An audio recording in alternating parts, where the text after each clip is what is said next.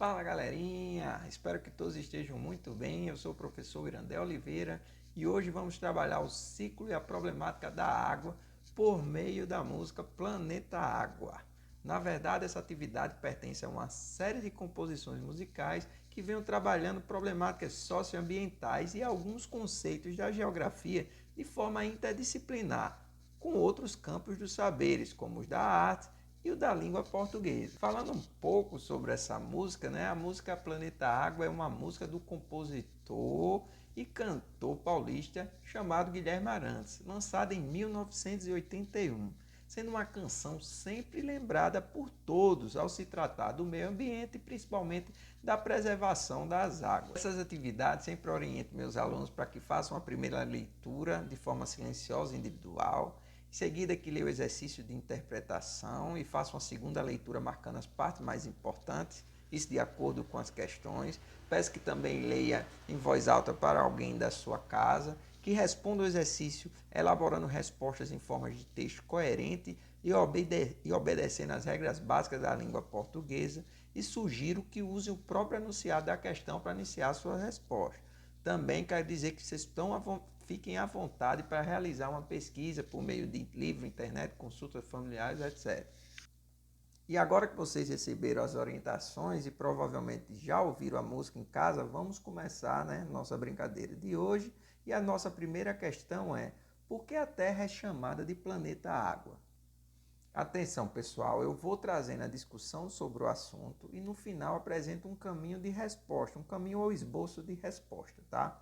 Como o título da música trabalhada deixa claro, é comum ouvirmos que a Terra, na verdade, deveria ser chamada de planeta Água, pois a maior parte da superfície do nosso planeta não seria propriamente constituída por terras emersas, e sim coberta por água na forma líquida. O planeta é composto por muita água, que cobre 70% da superfície da Terra. E quando olhamos de cima, podemos ver uma grande quantidade de cor azul, que representa as nossas águas. Dessa imensa quantidade de água que existe em nosso planeta, a maior parte é água salgada, presente nos mares e oceanos. Praticamente toda a água que possuímos em nosso planeta é salgada, correspondendo a 97% de águas dos oceanos e mares, e apenas 3% dessa quantidade é de água doce. Toda essa oferta de água se apresenta como um elemento vital para todas as formas de vida presentes na Terra. Portanto, preste atenção que agora é a hora de vocês corrigirem ou escreverem. Como esboço de resposta, temos que a Terra pode ser chamada de planeta Água devido à maior parte da superfície do nosso planeta não ser propriamente constituída por terras emersas, e sim coberta por água na forma líquida. Já a segunda questão traz: como surgem as nascentes de água doce do nosso planeta e de onde vem essa água?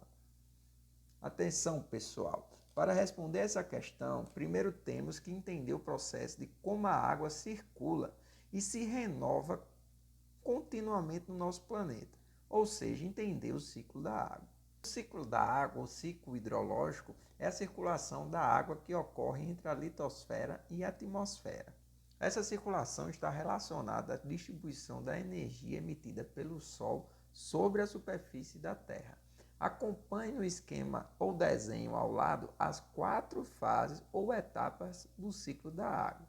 A primeira fase é a evaporação, etapa em que a água passa do estado líquido para o gasoso, sob a ação da radiação solar. Então percebo aí no desenho que as águas dos oceanos estão evaporando, né? A segunda fase, temos a condensação, onde o vapor de água em suspensão na atmosfera se condensam ou se concentram, formando as nuvens. Já na terceira fase, faz referência à precipitação, processo em que a água condensada na atmosfera volta à superfície da Terra sob a forma de chuva, granizo ou neve. Por fim, finalizando o ciclo, temos a última fase, né, que é a de infiltração e escoamento. Parte da água que se precipita encharca o solo pela infiltração, outra parte escoa pela superfície da Terra e outra se evapora. Dá-se o nome de escoamento superficial à água da chuva que cai e flui sobre a superfície, inclusive a parte que se infiltra no solo. Em seguida, retornam à superfície e assim o ciclo se reinicia. Portanto, como esboço de resposta, ou caminho de resposta para vocês aí, podemos perceber que não existe uma produção de líquido propriamente dita. A água não nasce do nada em uma nascente. Uma nascente nada mais é do que a água da chuva ou do derretimento das geleiras, que se acumula em uma camada menos permeável, ou seja, em um solo que não absorve muito bem a água. Assim, a água infiltrada no subsolo se reúne e emerge, ou seja, sobe, conforme na questão 3 é solicitado que você pesquise e escreva o significado de algumas palavras mais diferentes presentes na música, como igarapé, grotão e cascata. Então, igarapé nada mais é do que um curso de água constituído por um braço longo de rio ou canal. Existe muito na bacia amazônica, tá? Então tem essa imagem aqui onde minha câmera está aparecendo, essa imagem de baixo. Já quando o compositor fala em profundo grotão, ele está falando de uma depressão profunda, que se situa entre montanhas de um relevo fortemente desnivelado, como a imagem acima aí na sua esquerda. Por fim, cascatas são quedas de água que ocorrem desde uma formação rochosa com inclinação vertical, que faz com que a água caia sobre degraus ou declives acidentados. Na questão 4 é perguntado quais as utilidades da água citadas na música. E aqui temos que ir especificamente no texto da música, né? Mais precisamente na segunda estrofe, quando fala águas escuras dos rios que levam a fertilidade ao sertão, águas que banham aldeias e matam a sede da população. Assim como o esboço de resposta, temos que as utilidades da água citadas foram fertilizar o solo, abastecer as comunidades e suprir as necessidades básicas da sociedade, matando também sua sede. Então, pessoal, houve um erro de repetição das questões 5 e 6. Mantenha só uma e nessa questão é perguntado quais outras utilidades da água você faz uso no seu dia a dia. Então, discutindo a questão, além de ser considerada a seiva da vida, a água é de extrema importância para o ser humano, que utiliza de várias formas, no consumo, na geração de energia, nos meios de transporte, etc. Na verdade, pessoal, essa questão ela é pessoal e vocês, alunos, vão ter que descrever como você faz uso da água no seu dia a dia. Se usam para tomar banho, escovar os dentes, etc. Chegamos na questão 7 e agora entramos naquela parte da problemática ambiental envolvendo o uso da água. Assim a questão traz: atualmente a escassez ou falta de água é um problema que já afeta todo o mundo.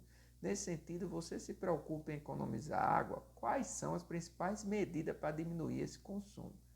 Vejam que é uma questão de resposta pessoal, mas vocês devem perceber que a água doce é um recurso hídrico cada vez mais escasso. E quanto mais hábitos de redução você já tiver adotado, mais fácil será para que você e o planeta evite problemas com sua escassez. Nesse sentido, por ser indispensável à vida, é muito importante evitar o desperdício desse recurso, adotando algumas atitudes como tomar banho mais curto, fechar os chuveiros e torneiras, cuidar com os vazamentos, usar a descarga com consciência, né? Limpar antes de lavar a roupa com menos frequência e mais atenção, não utilizar a mangueira, usar a vassoura para limpar a calçada, atentar-se à caixa d'água, etc.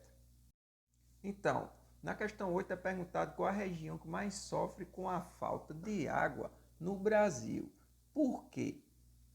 Aqui vamos direto ao ponto e expor o esboço de resposta. A região que mais sofre com a problemática da seca no Brasil é a região Nordeste, mais precisamente o semiárido ou sertão nordestino.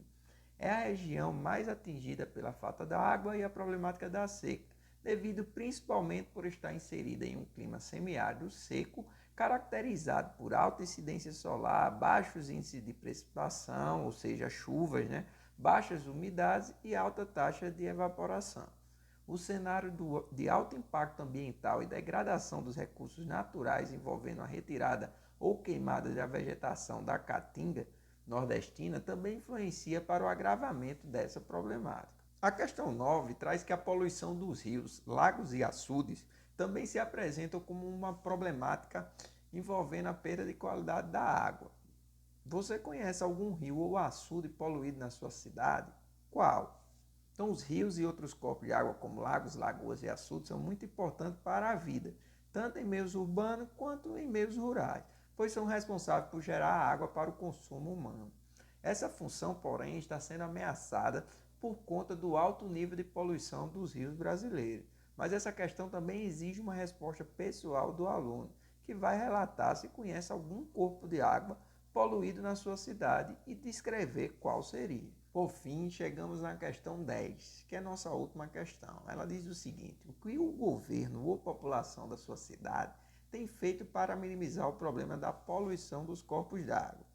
Essa questão é pessoal, mas vou trazer uma breve explanação sobre o papel do governo e dos próprios cidadãos serem responsáveis pelos impactos positivos e negativos de suas atitudes para os nossos corpos d'água.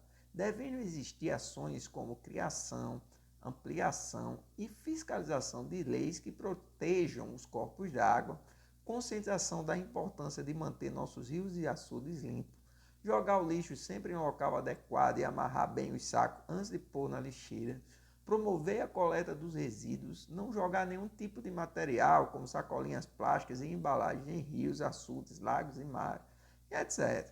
Por fim, para concluir o encontro de hoje, com esclarecimentos dados e o conjunto de soluções citadas, agora você está apto e preparado para fazer, corrigir e entregar a primeira atividade da nossa disciplina. É isso aí, galerinha. Por hoje é só. Um grande abraço e vamos embora.